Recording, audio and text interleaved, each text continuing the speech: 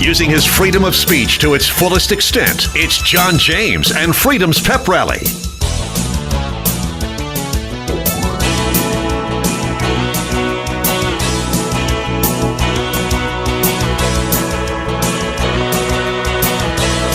Now, America's friendliest host, your buddy, John James.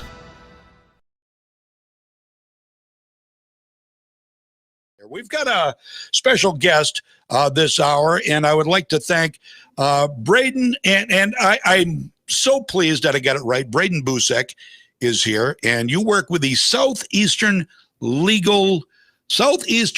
wait a minute, I've got it, Southeastern Legal Foundation, right?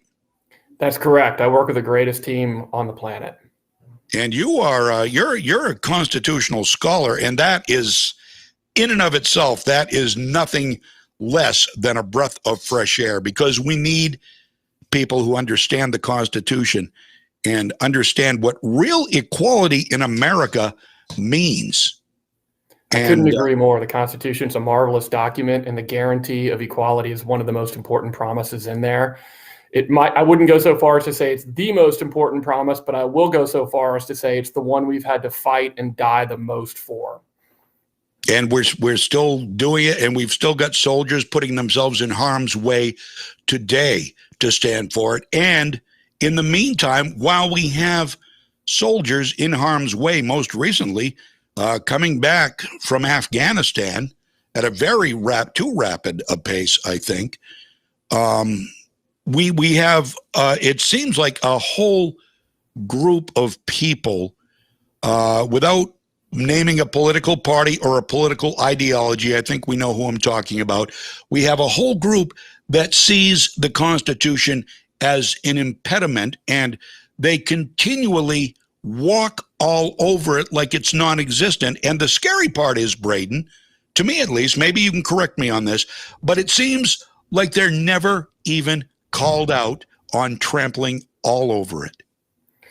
Well, there's certainly a dedicated push to reject the foundational principles of equality and colorblindness. That's no longer a shared ideal in America. There are very powerful forces that are directly pushing back against equality in favor of what we call equity.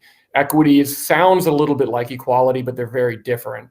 Equity conditions individuals to see each other's race first and foremost, and then equity lumps you into a group, oppressor or oppressed, and then equity pits you against each other. It is a very un-American view of the world.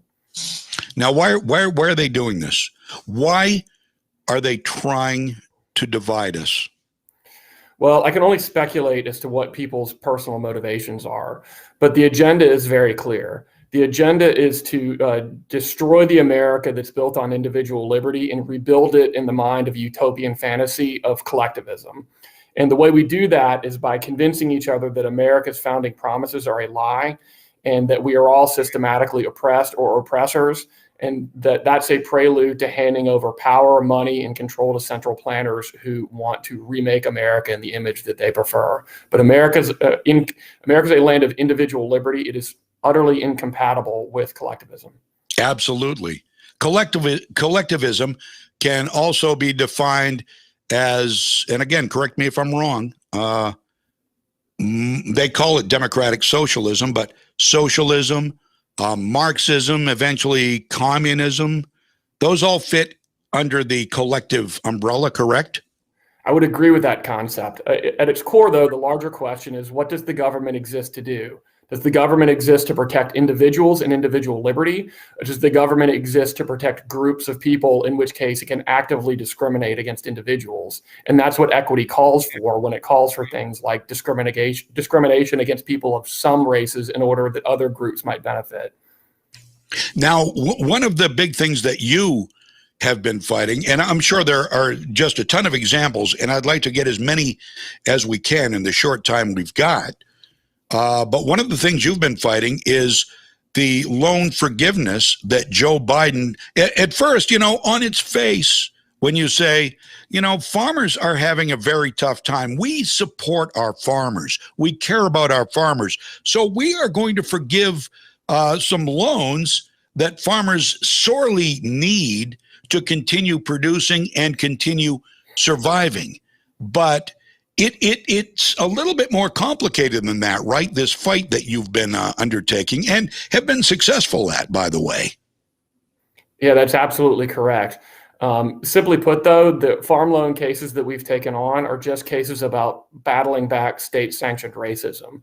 We represent a fourth-generation Tennessee farmer, and life has not been particularly easy for him, especially during the last year.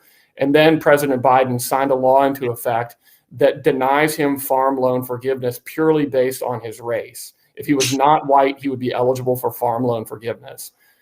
And, for that to come in the year of COVID and rising inflation was a real gut punch for him.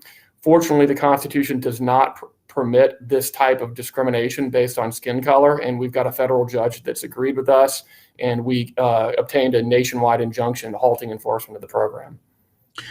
Now, why is it that so many people believe everything they're told about the concept of CRT, for example?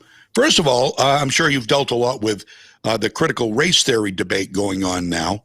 What is your definition? What does critical race theory mean? Because we have had problems, and we're one of the whitest states in the nation, by the way, Braden. By the way, we're talking with Braden Boucek of the Southeastern Legal Foundation, and a constitutional scholar, and been into this racial division for some time now, particularly with the loan forgiveness for farmers, only non-white farmers, however.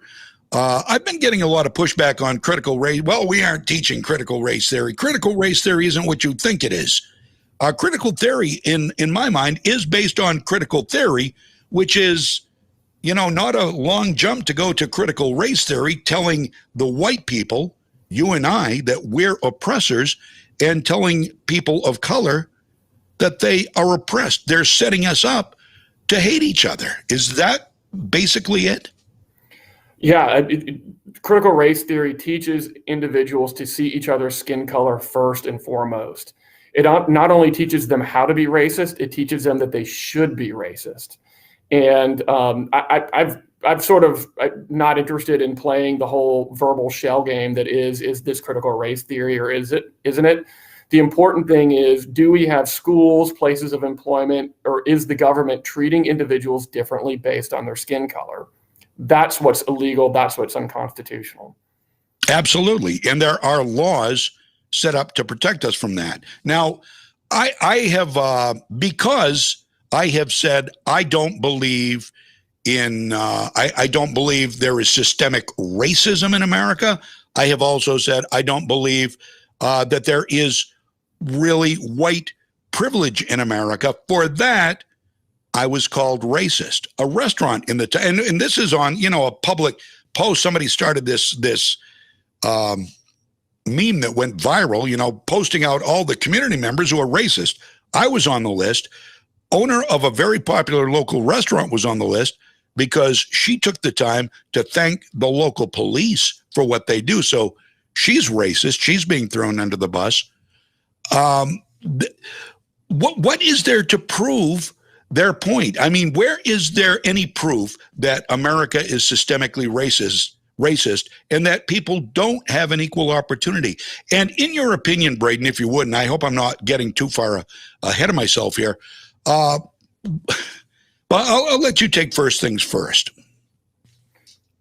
Sure. Well, the idea here is to condition people to see each other's race first and foremost. And it looks at inequalities that remain among different racial groups and has one and only one explanation for why there's different outcomes, and that's racism. So the presence of inequality among racial groups is itself attributable only to one thing, and that is racism. And it's wholly resistant to the suggestion that there might be any other more complicated or difficult attributions to why those different outcomes exist. But the real problem there is that the solution that implies is that we now have to disadvantage one racial group so as to privilege another racial group. Right. America is a land of individual liberty. And this is no longer speculative. We aren't engaging in fear mongering. We have a legal challenge against the Chicago school district. And we see in this school and others that they are actively teaching people that color blindness is itself a form of white supremacy. Wow. And that needs to sink in. Color blindness used to be a rallying cry for the civil rights movement. Right. And now is being held up as a badge of white supremacy. If you say, if you, well, I made the mistake of saying, honestly, in a post, I'm not racist. And what came back at me? Well, that means you're racist. So, there's no way to win in the war of words, Braden. But I wonder what is the impetus for the oppressed community? They point out, well, we've got all these oppressed communities, and they point out communities that are truly oppressed. Do these communities, in your knowledge, have anything in common or things in common that cause this oppression in, I guess, mostly Black communities? I can neither prove nor disprove that. But is there a common thread that runs through all of these oppressed areas? And if so, what is it? Well, I don't think it's really the oppressed communities who are trying to make some common cause here. I think that this is being driven basically by a group of progressives that want to deconstruct America so they can remake it. And I find in my faith community, where we have relationships with churches of a very different racial composition, that we're able to have very healthy and productive conversations among the community of believers. So I don't actually think that this is something that most Americans disagree over. I think the vast majority of Americans, including people of different races, still adhere to the color blindness ideal. Amen. I love hearing you say that. And this is my mantra. I will go through life saying that we are not a racist society. We like, my criteria for liking somebody is, are they a nice person? I don't look at their color. If they're a nice person, I want to be around them. If they're fun, they're happy, they're honest, they're moral, hey, you're my buddy. So in other words, you want to judge them not based on the color of their skin, but by the content of their character. Amen. That's exactly right. That's exactly right. And why do we have not only the politicians in Washington, Joe Biden, who says we are systemically racist, and Joe Biden actually, I'm sorry, I don't mean to be harsh, but Joe Biden is an idiot. Joe Biden actually said that the biggest problem we have in America is not terrorists, but it's racism. Now, why would anybody of sound mind say something like that?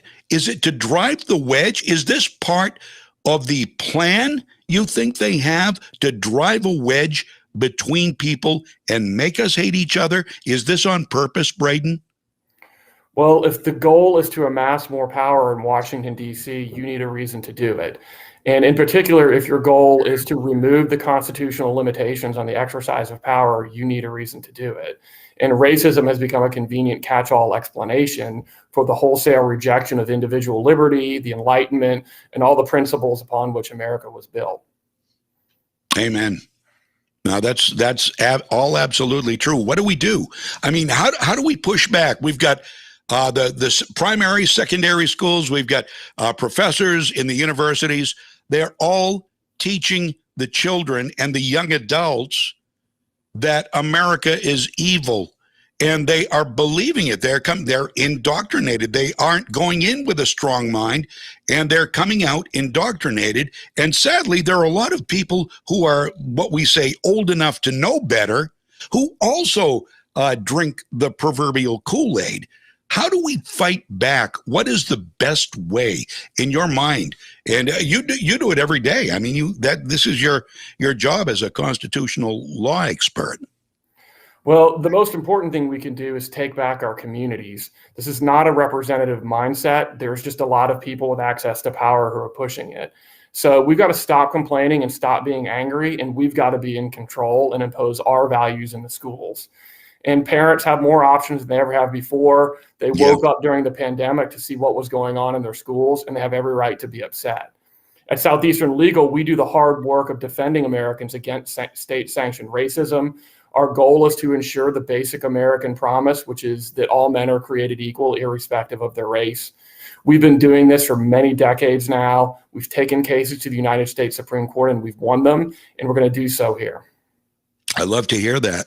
BLM, Black Lives Matter, a dangerous organization?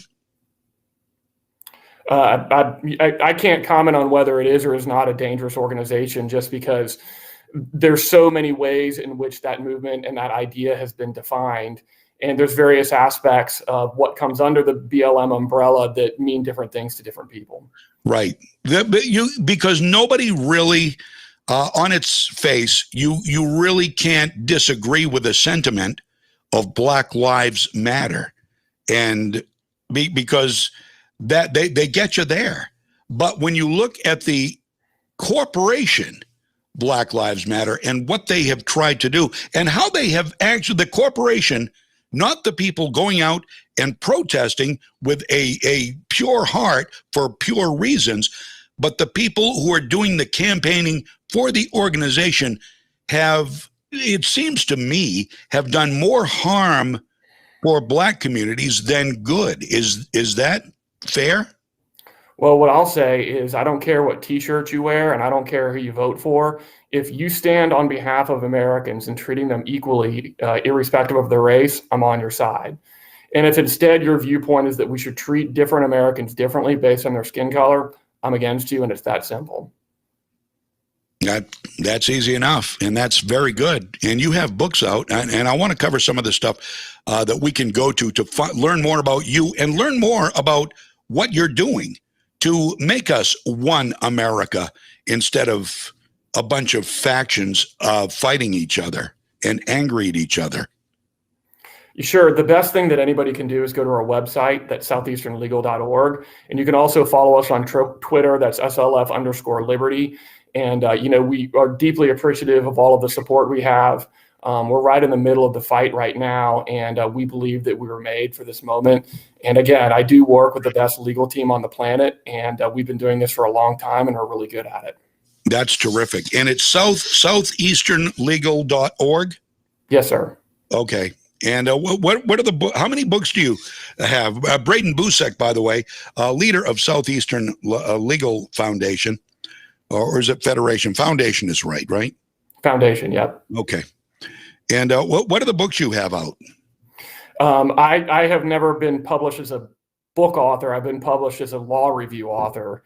But anybody can get on there and quickly find on my profile some of the stuff that I've written. I do a lot of op-ed writing, and I think my output will be increasing in the near future. Oh, that's great. And I've got some of the people you've written for here. I've let's see. Oh, you went to Florida State. Nice. Oh, you're based in Atlanta. I did not know that. I should have known that. Who are some of the places you've written for? I know you've written for, have you written for the Federalist? I've never written for the Federalist. I've written for Federalist Society. Okay, that's it. I've also written for The Hill. I've written for Real Clear. I've been on PJ Media, Epic Times. Oh, yeah. Okay, Epic Times. I saw a piece on Epic Times this morning, as a matter of fact. And I think, tell me if this has to do with the fight to not keep white farmers from getting the loans. SLF Director of Litigation, Braden Boucek, had this to say regarding the case.